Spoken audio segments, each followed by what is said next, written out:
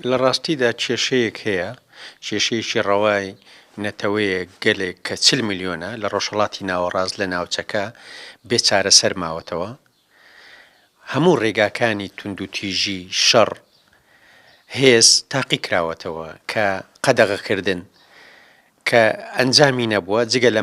وێرانی جگە لە شەڕ و شۆڕ بۆ نەتەوەکانی ناوچەکە لەبەر ئەوەی تاکە ڕێگای ڕاست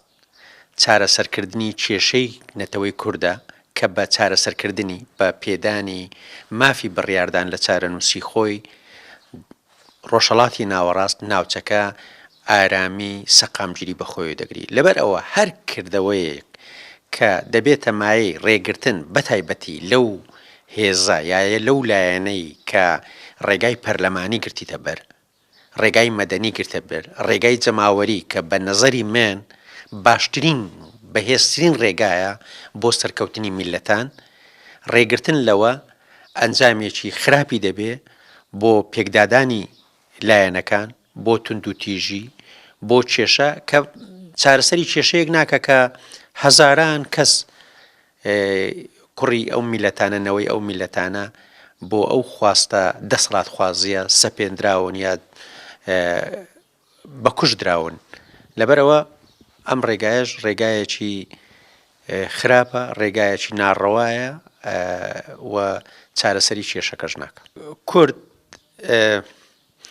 نە هیچ هێزێک نە هیچ دەسەڵاتێک نەتوانیویانە نەدەتوانن تا سەرکوتیکەن یا ڕێگری بتوانن بکەن لە مقاومەتی. لەبەر ئەوەی ئەو مقاومەتە بەردەوام دەبێ.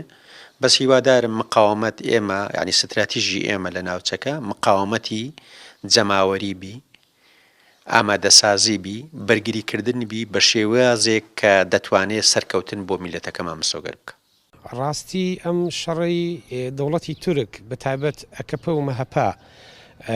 هەر لە سەرەتای دروستبوونی دەوڵەتی تورکەوە تا دەگاتە ئەوان وەک دوشمنایەتیەک بۆ گەلی کورد و ئێستاش لەم بڕیارەدا ترسە لە دیموکراسی، ترسە لە نوێنەرایەتیکردنی گەلێک و کێشەی ئەوانە لەگەڵ میلەتێک بە ناوی کوردەوە، ینی شەڕی ئەوان لەگەڵ کووردە، شەڕی ئەوان لەگەڵ دەنگی ئازادە، شەڕی ئەوان لەگەڵ نوێنەرایەتی ڕاستەقینەی هەدەپەیە بۆ بزوتنەوەیەک و تێکۆشانێکی ڕەوا بۆ داخوازیکردن لە مافی ڕەوای گەلێک. ئەم شەڕا بە تایبەتتر لە دوای 2015ەوە لە دوای سەرکەوتنی هەدەپە و لە دوای سەرکەوتنی شارەوانیەکان بینیمان دەوڵەتی تورک چەند بە دوشمنکارانە چەند دوور لە هەموو بەهایەکی ئینسانی و دیموکراسی و مافی مرۆڤ وەک داگیرکارێک وەک دوژمنکارێکی سەرەکی میلەتی ئێمە دەستی کرد بە عسکەرتاریەت بەسەر شارە کوردیەکان هەر لە گرتنی سەلاحەدین دەمیرتاشەوە بیگرە بۆ دەیان پەرلەمانتار بۆ دەیان سەرۆکی شارەوانی. ئەم شەڕا شەڕی ئێستانیە و ئەم بڕیارە بڕیاری ئێستانیە. ئەمە بڕیارێکی دوشمنکارانەی دەوڵەتی تورکە کە دەیهەوێت میلەتی کورد، تێکۆشانی کورد، خەباتی کورد، ڕەوایەتی گەلێک و تەنانەت مافە سەرەتاییەکانی گەلێکیش بستڕێتەوە. و کاتێک دەبینێ هەدەپە لە ناو بازنەی سیاسی گشتیدا و بە تایبەت هەم لە باکووری کوردستان هەم وەکو نوێنەرایەتیشی ڕەوای دۆزی گەلی کورد بینیمان لە نەورۆزدا بینیمان بە ملیۆنان کەس مەسەلەن نەورۆزی ئەمساڵ باشترین وەڵامە بۆ دەوڵەتی تورک و ئەم بڕیارەی دادگای تورک کە هەدەپە تەنها پارتێکی سیاسی نییە، بەتای ئەوەی داکۆکی کارە، بەتای ئەوەی خاڵی سەرەکیە بۆ تێکۆشانی گەلی ئێمە بۆ بەدەستهێنانی مافەڕەواکانی گەلی ئێمە وەلەو سۆنگەوەیەوە کەمیشە دەوڵەتی تورک دوژمنایەتی خۆی نوێ دەکاتەوە. یعنی کێشەی ئێمە لەگەڵ دەوڵەتی تورک بەردەوام ئەو ڕوحیەتی دوژمنکاریانەیە لە ناخی خۆیدا نوێ دەکاتەوە، بەتایبەت هەردوو پارتی دەسەڵاتداری دەوڵەتی تورک کە گەیاندویانەتە ئاستێکی زۆر ترسیدار و لە قۆناغی ئێستادا هەر بۆیە ینی هەمیشە لە بەرامبەر ئەم پلانە دوژمنکاریانە پێویستە تێکۆشانی ئێمە بۆ داکۆکیکردن لە مافی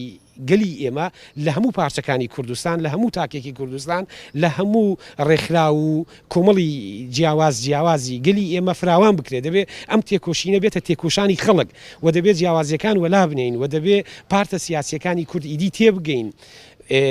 دەوڵەتی تورک شەڕیەتی لەگەڵ گەلی کورد بۆ وەڵامدانەوەی پلانی دوژمنکاری دەوڵەتی تورکیش پێویستە ئێمە وەک گەلێک وەک ناسنامەی گەلێک وەک شتکۆی گەلێک وەک مافی ڕەوای گەلێک هەمومان پێکەوە لە یەک بازنەی تێکۆشانی نیشتیمانی و نەتەوەیەتیدا جیاوازەکانمان وەلا بنین و بەرەنگاری ئەم پیلانی جێڕێبینەوە بینیمان ئاپۆرای ملیۆنی خەڵک کە دێ داکۆکی لە هەدەف دەکا و هەدەپە وەکو نوێنەرایەتی میلەتێک وەکو دۆزی ڕەوای گەلێک لە پشتیەوە دەوەستێ و بە پرۆسیسێکی ئاشتیانە ینی بە پرۆسیسێکی دیموکراسیانە بە پرۆسیسی سەردەم دێتە سەر جادا هاوار دەکا بۆ سادەترین مافی نیشتیمانی و نەتەوەیەتی خۆی ئالێرەدا دەوڵەتی تورک شکست لە بەرامبەر ئەم دیموکراسیەتە دێنێ بۆیە دەگەڕێتەوە سەر ئەو ڕوحە دوژمنکاریەی خۆی کە وەک هەمیشە پەلاماری گرتن و داخستنی پارتی سیاسی دەدا بەڵام لێرەڕا پێویستە هەموو تاکێک دەنگ بەرزکاتەوە میلەتی ئێمە بەوە ڕێ لە تێکۆشانی ناگیرێ و میلەتی ئێمە بەوە تێکۆشانەکەی پێویستە فراوانتر بێ و لە ناخی هەموماندا و لە تێکۆشانی هەموماندا هەدەپە نوێنەرایەتی یان یەکێکە لەو پارتە سیاسیانەی کە لە پشت تێکۆشانی گەلی ئێمە دەوەستێ و ئێمە لە پشتی ئەوە دەوەستین بۆ تەواوکردنی ئەو خەباتە دیموکراسی خوازی و نیشتیمانی کە پێویستە هەموو کوردێک داکۆکی لێ بکات. بەڕای من هەموو پارتە سیاسیەکانی کوردستان لە هەموو پارچەکانی کوردستانەوە بیگرە تەنانەت بۆ ئاستی خەڵکیش پێویست یان لە بەرامبەر بڕیارێکی ئەخلاقیدایە بۆ داکۆکیکردن لە خەباتی ڕەوای گەلی ئێمە لە باکووری کوردستان و پێویستە ئەم هەڵوێستێکی ڕوون بێ و دەنگێکی دلێر بێ و دەنگێکی ئاشکرا و ڕوون بێ ئێمە تاکە بژاردەیەک بۆ بەرەنگاربوونەوەی ئەم پلانگێڕیە دوژمنکاریانە بوونی هەڵوێستێکی ڕەوایی هەموو پارتە سیاسیەکانە لە چوارچێوەی یەک خەتی نیشتیمانی و نەتەوەیی کە کۆنگرەی نەتەوەیی کوردستان ساڵێنێکی زۆرە تێکۆشین بۆ خەتە نیشتیمانی و نەتەوەیە دەکا و دوا بژاردە بۆ گەلی ئێمە و دوا هەنگاو بۆ سەرکەوتنی گەلی ئێمە بۆ بەدەسێنانی نیمافەکانی هەر ئەم یەک ڕیزیەیە کە تێکۆشانی بۆ دەکرێت و هەر ئەم یەک ڕێزیشە وا لە هەدەپە وا لە گەلی ئێمە وا لە تێکۆشانی میلەتی ئێمە دەکات باز بەسەر هەموو ئەو ئاستەنگ و لەمپەر و گرفتانە بدات کە دوژمنانی میلەتەکەمان دەیهێنە بەردەمی خەباتی ڕەوای گەلەکەمانەوە.